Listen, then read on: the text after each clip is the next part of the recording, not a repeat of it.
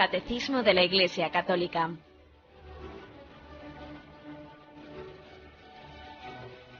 Un programa dirigido por Monseñor José Ignacio Munilla, obispo de San Sebastián.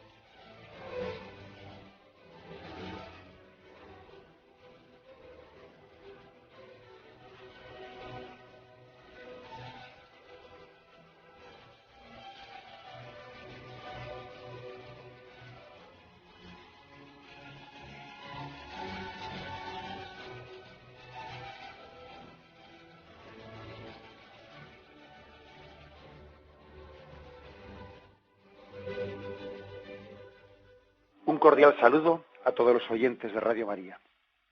Un día más, con la gracia del Señor, proseguimos el comentario del Catecismo de nuestra Madre la Iglesia. Comenzamos hoy a partir del punto 1099, que tiene como título, como epígrafe, El Espíritu Santo recuerda el misterio de Cristo. Recordamos que esto está englobado en un capítulo más amplio, que habla el Espíritu Santo y la Iglesia en la liturgia, y en el que se decía que las acciones del Espíritu Santo en la liturgia de la Iglesia son estas 4. El Espíritu Santo prepara a recibir a Cristo, que es lo que explicamos ayer. Segundo, el Espíritu Santo recuerda el misterio de Cristo, que es lo que vamos a explicar hoy. Y luego, posteriormente, dice también que el Espíritu Santo actualiza el misterio de Cristo y nos pone en comunión con Jesucristo. Son pues 4 capítulos, 4 aspectos diferentes en los que el Catecismo subdivide esa acción, ¿no? Esta acción del Espíritu Santo en la liturgia. Bien, vamos pues con este segundo aspecto. El Espíritu Santo recuerda el misterio de Cristo. Dice el punto 1099. El Espíritu y la Iglesia cooperan en la manifestación de Cristo y de su obra de salvación en la liturgia, principalmente en la Eucaristía y análogamente en los otros sacramentos. La liturgia es memorial del misterio de la salvación. El Espíritu Santo es la memoria viva de la Iglesia. Hay una palabra clave, ¿no?, en este punto del Catecismo, sin duda alguna, que es esta última. El Espíritu Santo es la memoria viva de la Iglesia. Vamos a intentar explicar ese término. Pero aquí hay un texto evangélico que se nos ofrece como pista, que es Juan 14, versículo 26.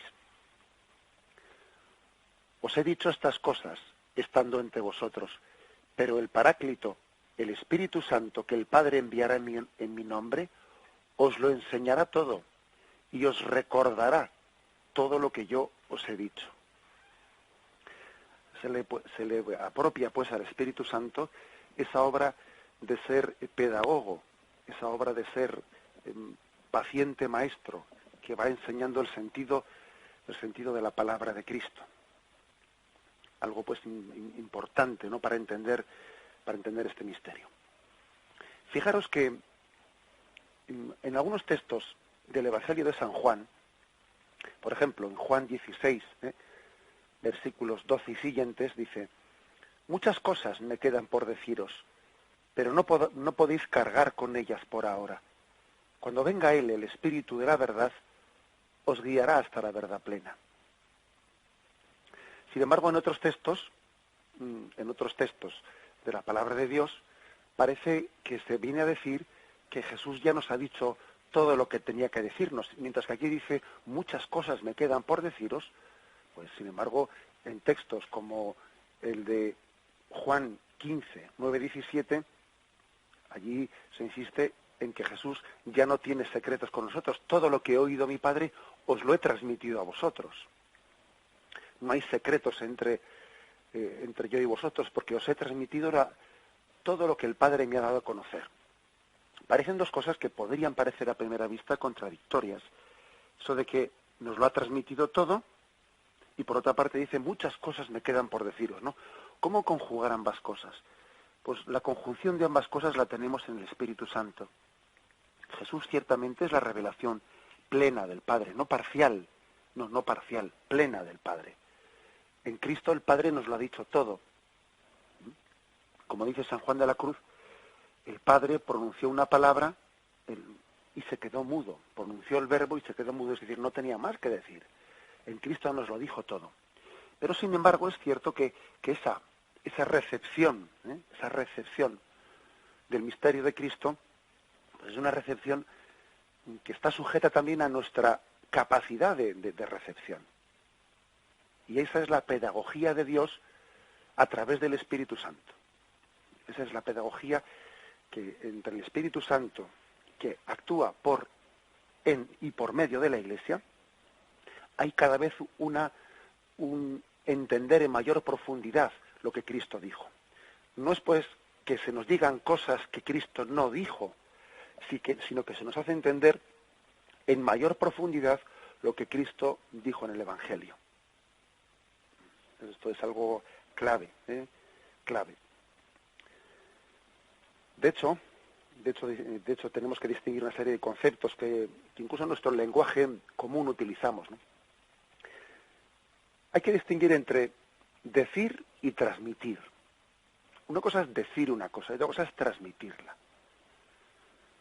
Uno puede decir cosas, pero las está diciendo con una falta de convicción, porque su propia vida no trasluce lo que está diciendo. O lo dice con un tono de voz que casi no parece que es un tono de voz tan mortecino, o una persona que se entusiasma tan poco, no es capaz de transmitir nada. No es capaz de transmitir. Parece que casi está invitando a que el oyente piense que eso no debe ser importante, porque no tiene capacidad de transmisión. Dice cosas, ¿no? Dice cosas, pero no las transmite. Bien, esta es por lo tanto una primera cosa que el Espíritu Santo. El Espíritu Santo no es que diga cosas, no, es que transmite en el calor del corazón. ¿Recordáis aquel pasaje que ayer leíamos de los discípulos de Emaús? Cuando ellos dicen, ¿no ardía nuestro corazón cuando nos explicaba estas cosas por el camino? O sea, no es que se diga, es que se transmite, que es distinto.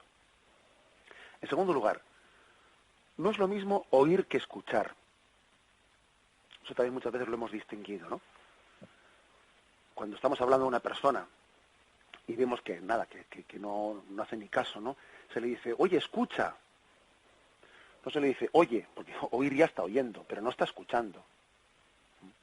Es distinto oír que escuchar. Escuchar supone, pues no solo percibir con los sentidos, con los sentidos, sino conectar la mente y el corazón con los sentidos. Bueno, pues eso también hace el Espíritu Santo. En esta memoria. O sea, el Espíritu Santo nos ayuda a escuchar, no solo a oír. Escucha a Israel. Señor, tu Dios es solamente uno. Te digo que escuches, no que oigas, que oír ya estás oyendo, que escuches interiormente. En tercer lugar, no es lo mismo entender que recibir. Uno puede entender ciertas cosas, pero no está dispuesto a recibirlas. O sea, entenderlo entiende. Pero vamos, de ahí a que lo haga suyo, como resulta que tiene que convertirse para eso, como resulta que se supone una conversión y un cambio de vida, entiende que debería de, por ejemplo, ¿no? Que debería de convertirse, pero no lo recibe, no lo recibe porque, como el joven rico entendió perfectamente lo que Jesucristo le decía. Anda, vete, dáselo a todos los pobres y ven y sígueme. No, si entenderlo entendió perfectamente. Además, no solo yo, es que escuchó, sí, pero claro, a pesar de que lo entendía, no lo recibió, porque no tenía la disposición de conversión que debía de tener. Bien, pues el Espíritu Santo nos da también el don de su gracia, no solo para que entendamos, sino para que recibamos, que es distinto. Y en cuarto lugar, también es distinto, o sea, son dos pasos sucesivos, el creer y amar. Porque nosotros podemos creer, de hecho a veces pecamos de tener menos amor que fe. Tenemos fe, a veces Dios nos da el don, hemos recibido el don de una fe firme, adherida al magisterio, adherida al credo, pero el amor no es proporcional a la fe. No amamos, ¿no? Igual nuestra fe es fría, es una fe fría, una fe conceptual, pero no es una fe que esté casi, pues como debe de estar, ¿no? Insertada en un creer a una persona viva, ¿sí? En un seguimiento amoroso a Jesucristo. Así podemos, por lo tanto, creer, pero de una manera conceptual, sin llegar a amar a Dios nuestro Padre, a Jesucristo. Bien, pues también el Espíritu Santo nos da este don, de que en nuestra memoria no sea un creer conceptualmente en cosas pasadas, ¿no? Sino que sea un amar intenso, un amar vivo. Bien, esta es la acción del Espíritu Santo. En ese sentido se dice que el Espíritu Santo recuerda el misterio de Cristo. No solo nos dice, nos transmite, no solo nos ayuda a oír, no, sino también a escuchar. No solo nos ayuda a entender, sino también a recibir, convirtiéndonos. Y no solo nos ayuda a creer, sino a amar. Esta es la acción del Espíritu Santo que está recordando ese misterio de Jesucristo. ¿Qué significa, pues, la palabra Espíritu Santo, memoria viva de la Iglesia? Vamos a intentar dar un paso más de explicación. Pero ahora hacemos un momento de reflexión y continuamos enseguida.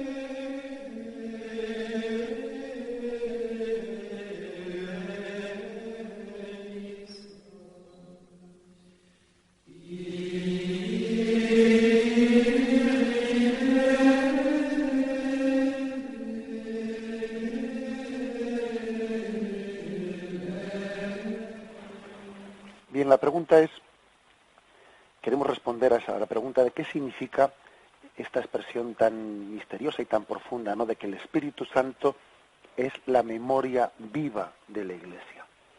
Una memoria viva.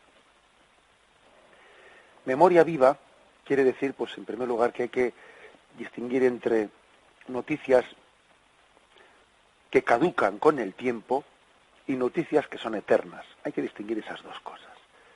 Hay noticias que son caducas, que son pasajeras.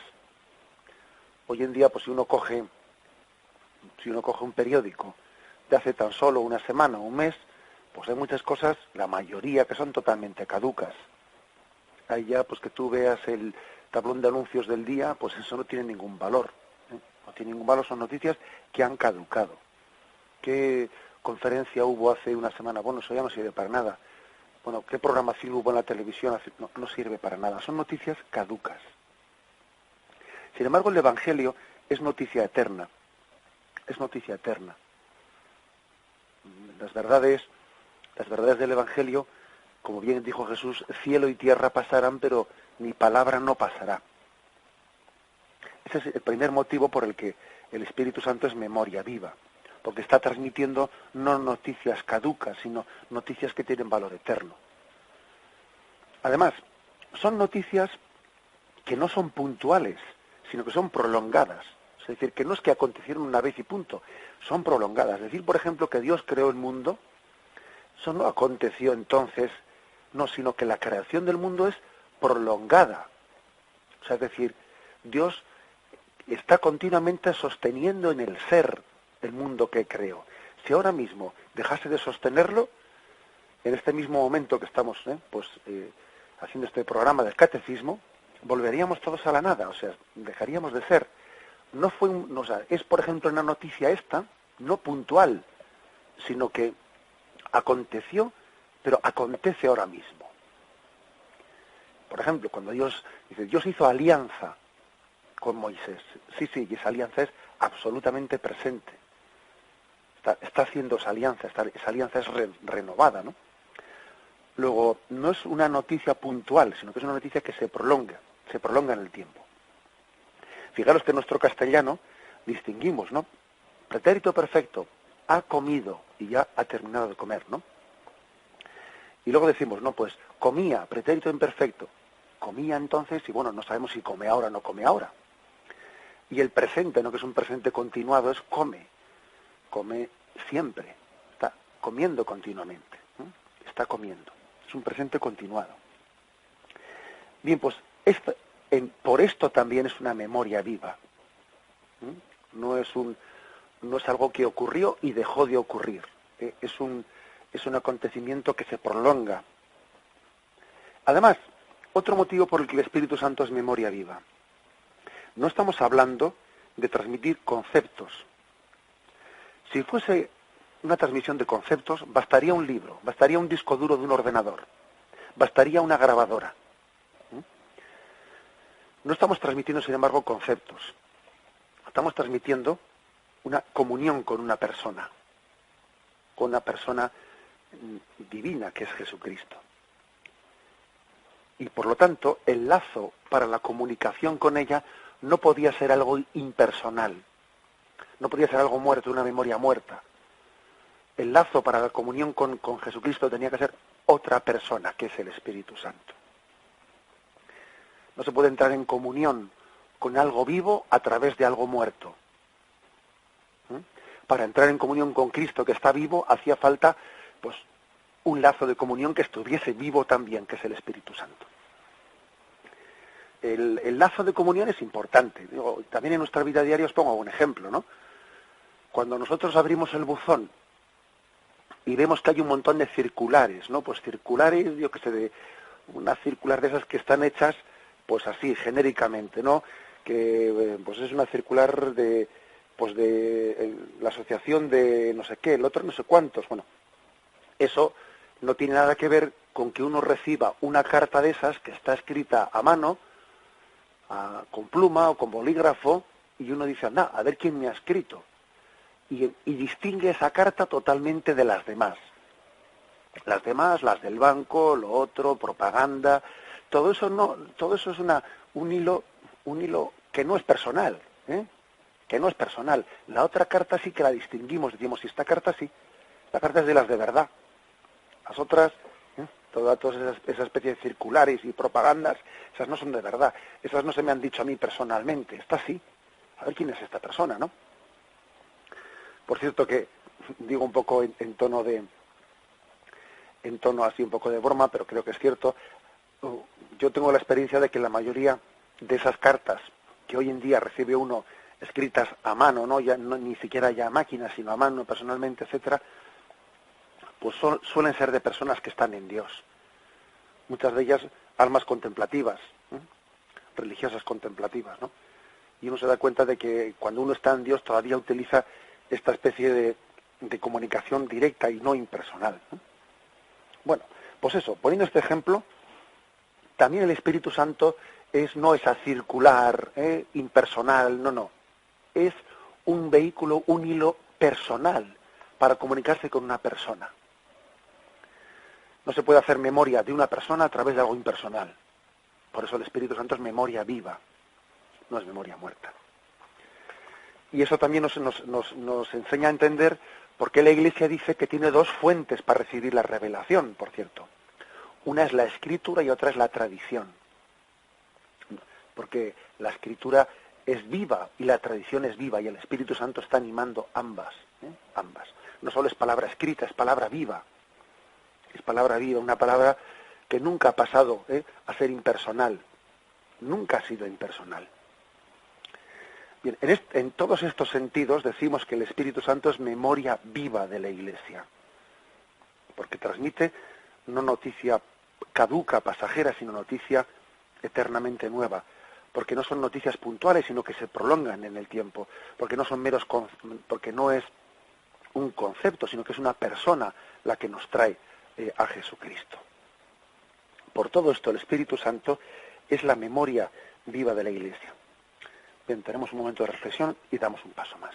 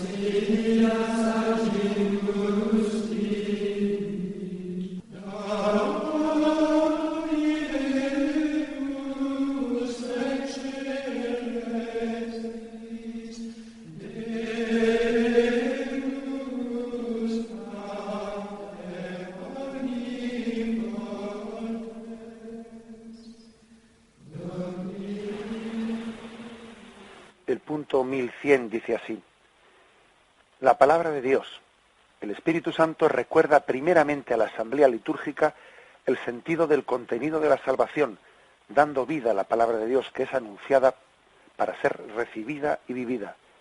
La importancia de la Sagrada Escritura en la celebración de la liturgia es máxima. En efecto, en ella se toman las lecturas que luego se explican en la homilía, y los salmos que se cantan, las preces, oraciones e himnos litúrgicos están impregnados de su aliento y su inspiración. De ella recibe su significado las acciones y los signos. Este aspecto de la palabra es importante, es decir, Dios se nos revela a través de palabras, y las palabras de la Sagrada Escritura nos dan el sentido del acontecimiento de la salvación. Qué importante es que no despreciemos el valor y el sentido de la palabra. A veces se dicen expresiones como estas: bueno, las palabras son incapaces de expresar a Dios. Dios es tan grande que no se puede decir nada de Él, no se puede decir ninguna palabra de Él. Las palabras son inadecuadas para hablar de Dios. Bueno, pues hay veces que se suele decir que las grandes mentiras son las que se disfrazan de una parte de verdad. Claro que Dios, ¿no? Claro que nuestras palabras pues son incapaces de describir perfectamente el misterio de Dios, ¿no? Que Dios supera nuestras palabras. Pero también es cierto, ojo, no nos dejemos engañar, también es cierto que Dios se ha revelado a través de palabras, que Dios se encarnó, que la palabra se hizo carne y acampó entre nosotros. Y se expresó a través de palabras. Luego, si Jesucristo nos habló, es porque esas palabras que nos estaba hablando eran adecuadas para expresar lo que quisiera decirnos. Luego, no vale despreciar la palabra, porque a veces en esos términos de que nuestras palabras no podemos decir nada de Dios, no, a veces eso casi es un refugio de subjetivismo, para que luego cada uno piense lo que le da la gana. Es una especie de un refugio de decir, no puede haber ninguna verdad objetiva para hablar de Dios. Claro que puede haber verdades objetivas sobre Dios, porque es que Dios mismo se ha expresado en palabras. Luego, la palabra da el sentido del acontecimiento, como dice este punto. Por desgracia, se ha introducido en Occidente, pues una cultura falsamente mística, yo diría falsamente mística, que viene como a decir que la experiencia de Dios tiene que ser sin palabras y sin ningún tipo de enseñanza, ¿no? Una experiencia que se le llama aconceptual, sin conceptos, sin palabras, ¿no? Una especie de orientalismo que se nos ha introducido en nuestra cultura, que dice que para ponerse en unión con Dios hay que intentar no pensar en nada, ¿no? Como tener la mente en blanco y allí sentir a Dios. Tener como una especie de sentimiento de Dios sin palabras, no, sin conceptos, sin que estemos pensando en nada. Bueno, pues con todos los respetos, esto que se nos ha metido en nuestra cultura, eso no es mística, sino que es jugar a ser místicos sin serlo. Sin serlo. Es olvidar de que el hombre, para entrar en comunión con Dios, necesita también de la palabra. Y que la palabra nos habla de Dios. Y el Espíritu Santo es memoria viva a través de esa palabra. Tenemos que dar mucha importancia a la verdad transmitida en la palabra, no únicamente a mi sentimiento, porque aquí a veces nos han metido un gol, ¿no? Nos han metido el gol de decir, lo importante es lo que sienta tu corazón, no tanto lo que diga la Biblia. Pero ¿cómo que lo importante es lo que sienta mi corazón y no lo que diga la Biblia? Vamos a ver. Entonces estoy haciendo una religión que es un puro sentimentalismo, un puro sentimentalismo. Incluso cuando a veces escuchan cosas como si la palabra de Dios te dice algo, pues quédate con eso. Si no te dice nada, pues busca otra que te diga algo. Hombre, habrá que matizar un poco eso, ¿no? Porque entonces parece que eres tú el que te estás diciendo las cosas a ti mismo, no es Dios el que te está hablando, sino tú el que buscas las cosas que te den un sentimiento, que te sientas a gusto contigo mismo. Hay dos métodos de leer la Escritura, que esto ya me lo habéis oído en alguna ocasión, pero creo que es importante. Un método es el de decir, ve leyendo la Escritura y aquel pasaje que te impacte más, aquel pasaje que entiendas mejor, ¿no? Que te llame más la atención, quédate en él. Bien, pero también hay otra forma de leer, ¿no? Lee la Sagrada Escritura y aquello que te sea especialmente difícil de entender, aquello que te cueste más aplicar a tu vida, porque lo ves, eso también quédate en eso y aplícatelo. Porque tú tienes que complementar en la palabra de Dios lo que no tienes, no buscar únicamente aquello con lo que estoy de acuerdo.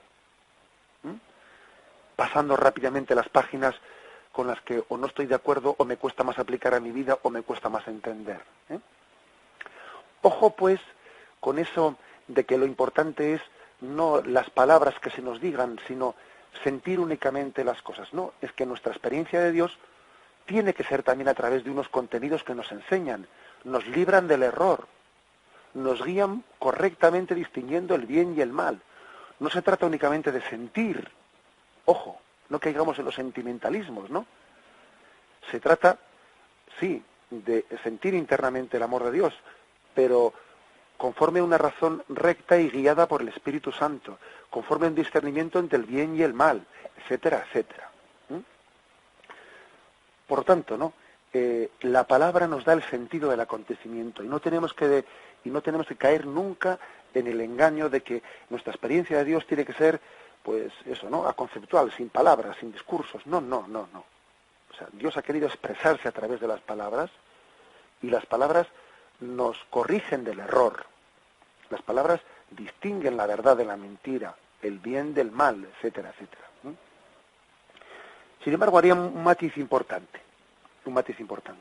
Otra cosa muy distinta es, recuerdo que también que recientemente un oyente ya, pues que tenía una edad pues avanzada, y llamaba sufriendo de que, pues por el hecho de que pues las palabras se le iban un poco, no tenía capacidad retentiva, pues dice, me gustaría pues escuchar una explicación como la de este programa y quedarme con las cosas, y veo que se me van de la cabeza. Me gustaría el poder retener unas oraciones y poderme servirme de ellas, y veo que comienzo a rezar y se me van de la cabeza las oraciones. He perdido la capacidad de retención, la memoria. Eso es otra cosa. En ese caso no importa tanto. Mejor dicho, no importa nada. En ese caso el Señor dará su gracia no a través de esas palabras que esa mujer no es capaz de recordar, porque ha perdido la agilidad de la memoria y se le van.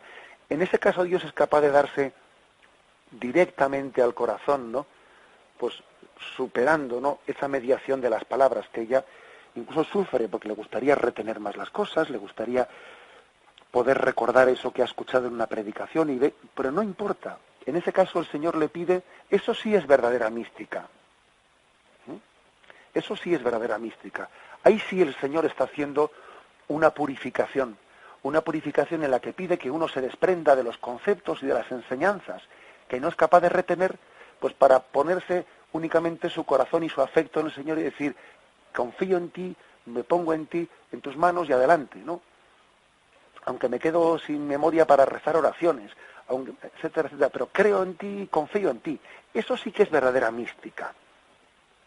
No la otra, jugar allí a hacer una especie de zen en el que uno quiera prescindir de las palabras para únicamente sentir interiormente no sé qué. La verdadera mística es la del anciano, que Dios le pide en la última etapa de su vida desprenderse de los conceptos, de las palabras, de los recuerdos, de las fórmulas, y poner su corazón únicamente en Dios. Esa es la verdadera mística, en la que el Espíritu Santo hace pasar de la palabra al amor y a la confianza y al abandono puro. Bien, hacemos un momento de reflexión y continuamos enseguida.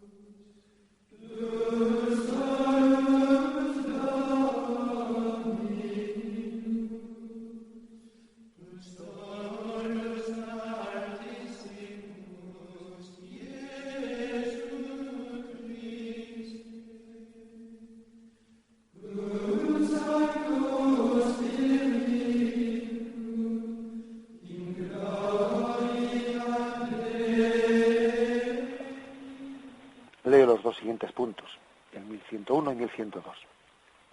El Espíritu Santo es quien da a los lectores y a los oyentes, según las disposiciones de sus corazones, la inteligencia espiritual de la palabra de Dios. A través de las palabras, las acciones y los símbolos que constituyen la trama de una celebración, el Espíritu Santo pone a los fieles y a los ministros en relación viva con Cristo, palabra e imagen del Padre, a fin de que puedan hacer pasar a su vida el sentido de lo que oyen, contemplan y realizan en la celebración. La fe se suscita en el corazón de los no creyentes y se alimenta en el corazón de los creyentes con la palabra de la salvación. Con la fe empieza y se desarrolla la comunidad de los creyentes. El anuncio de la palabra de Dios no se reduce a una enseñanza, exige la respuesta de fe como consentimiento y compromiso con miras a la alianza entre Dios y su pueblo. Es también el Espíritu Santo quien da la gracia de la fe, la fortalece y la hace crecer en la comunidad. La asamblea litúrgica es ante todo comunión en la fe. Bueno, aquí lo principal, ¿no?, de estos dos puntos del catecismo, pues es el hecho de que aquello que decía Santa Teresa de Jesús, ¿no?, que ella cuando escuchaba la palabra de Dios se daba cuenta que tenía 1000 sentidos. No me refiero a 1000, no se refería a ella, ¿no?, a 1000 sentidos en el sentido de, pues, 1000 interpretaciones contradictorias. No, en absoluto, no. Se refería a que la palabra de Dios no se agotaba con una aplicación en mi vida. Puede tener aplicaciones en momentos distintos, en situaciones distintas, y el Señor con una misma palabra me está iluminando 1000 aspectos distintos de mi vida. O sea, no se agota la palabra de Dios por el hecho de que en un momento determinado, uno ya haya sacado una conclusión de esa palabra de Dios. Es como aquel que estaba escuchando la palabra de Dios y proclaman, pues, el episodio del hijo pródigo, que tantas veces hemos escuchado, ¿no? Y entonces dice uno, sí, lo de los dos hijos esos, ¿no? Que uno se fue de casa del padre, sí, eso ya me lo sé, sí. Y parece que ya, como ya se lo sabe, desconecta. Pero que no, hombre, que no se trata de que te sepas la historia, es que el Espíritu Santo en este momento quiere que esa palabra la recibas tú de una manera totalmente novedosa y totalmente distinta. Está dicha para ti en este momento. Y está dicha para que tú en este momento la apliques a la situación que tienes. Luego es totalmente distinta al año pasado que la escuchaste. Fíjate por dónde. El Señor quiere algo para ti. Escuchar bien la palabra de Dios es tener la sensación que está dicha para mí, aquí y ahora. Cuando uno tiene la sensación, ¿no?, de que esto que he oído, esto que ha sido proclamado en la palabra de Dios, es que parece que está dicho para mí, hoy y aquí, en este sitio. No es que parezca, es que es así. No es que tú hayas tenido esa sensación, es que ha sido así. Eso, pues esa es una imagen, digamos, es un signo de que ha sido bien recibida la palabra de Dios, de que uno le ha permitido al Espíritu Santo personalizarla. Que hasta uno llega a tener la impresión de que le han echado una indirecta. Claro, esa es la capacidad que tiene el Espíritu Santo, de estar hablando a cada uno de nosotros personalmente, de una manera sin que la generalidad nos esconda en el anonimato. Porque eso ocurre a veces, que cuando vamos a una charla, uno va a una charla, ¿no?, a una conferencia. Bien, pero en una conferencia uno se puede permitir distraerse. Porque como eso que se está diciendo es para todos, bueno, pues me distraigo un poco, y allí no pasa nada, porque como eso era para todos y eso no se nos ocurriría hacer, pues que igual que está uno en una conferencia y está un poco distraído, incluso tiene un periódico delante y lee un poco el periódico. Bueno, eso no se nos ocurría a nadie hacerlo cuando estamos en una entrevista personal con alguien, ¿no? Nadie se le ocurría, estoy con él cara a cara y según habla él yo estoy dando vueltas, incluso leyendo un poco el periódico. Sería una falta de respeto, porque es que lo que te dice, te lo está diciendo a ti a solas, ¿no? Bueno, pues con la palabra de Dios pasa lo mismo. No vale refugiarse en el anonimato de la masa, no, porque se me está diciendo a mí y a solas, ¿no? Y no recibir esa palabra es como si estuviese yo a solas y, bueno, me distrajese voluntariamente leyendo un periódico en la presencia de la persona que me está hablando a mí a solas. Tiene, pues, ¿no?, esa virtud de personalizarse. El Espíritu Santo, memoria viva de la Iglesia, tiene la virtud de personalizar. Personalizar en aquello que Dios te dice a ti y personalizar en aquello que tú le respondes a Dios, que esa es la fe. Esa es la fe, respuesta directa tuya a eso que Dios te ha dicho a ti también directamente. Dios te habla en persona y tú le respondes en persona. Ahí no vale decir creemos, sino creo. Fijaros cómo el credo se dice en singular, creo en Dios. Bien, por lo tanto, el resumen de este segundo aspecto, de que el Espíritu Santo recuerda el misterio de Cristo, decíamos que son 4 cosas las que el Espíritu Santo hace, ¿no?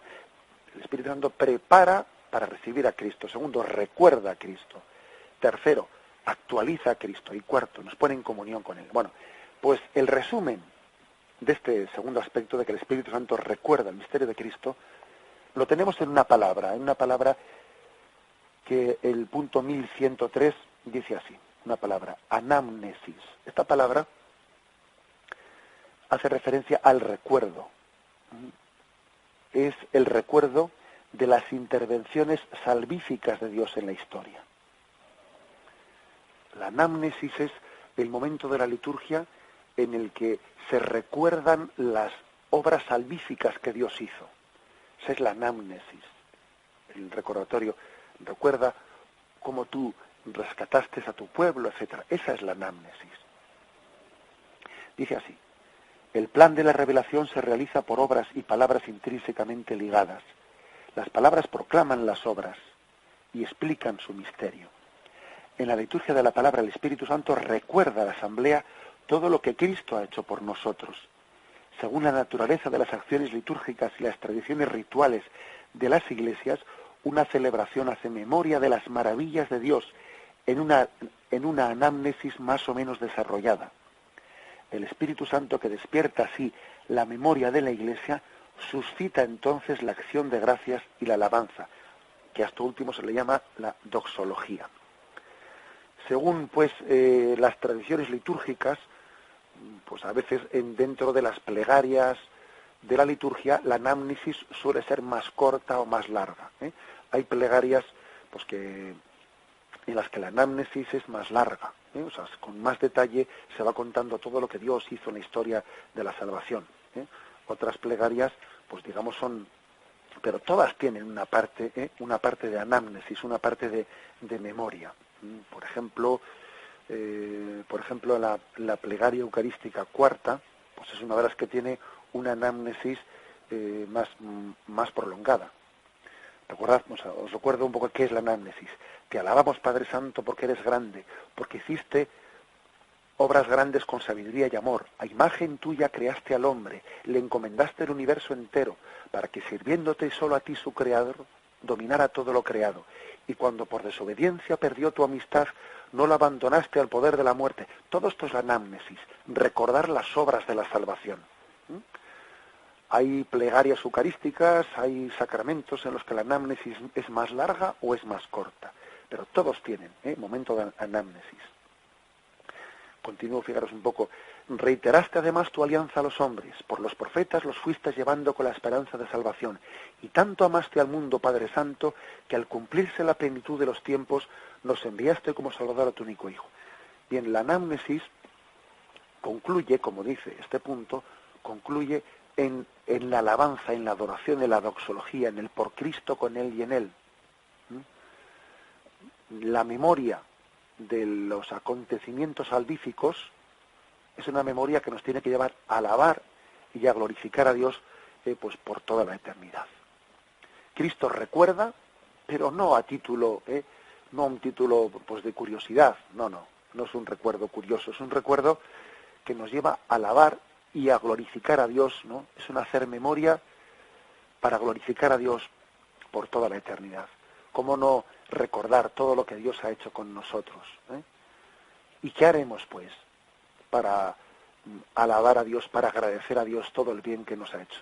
Alzaré la copa de la salvación, invocando su nombre. ¿Cómo le pagaré al Señor? Pues sí, alzaré la copa de la salvación y celebraré la liturgia con toda la plenitud, con toda la entrega, porque después de haber recordado lo que Dios ha hecho con nosotros, el Espíritu Santo nos lo recuerda, Él mismo suscita el espíritu de adoración, de glorificación.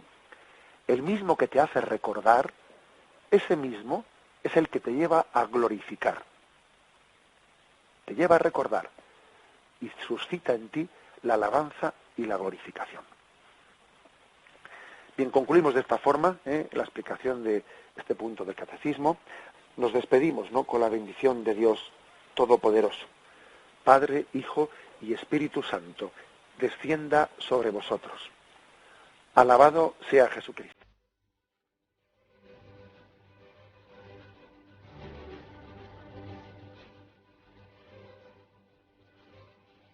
Finaliza el Catecismo de la Iglesia Católica, un programa dirigido por Monseñor José Ignacio Munilla, obispo de San Sebastián.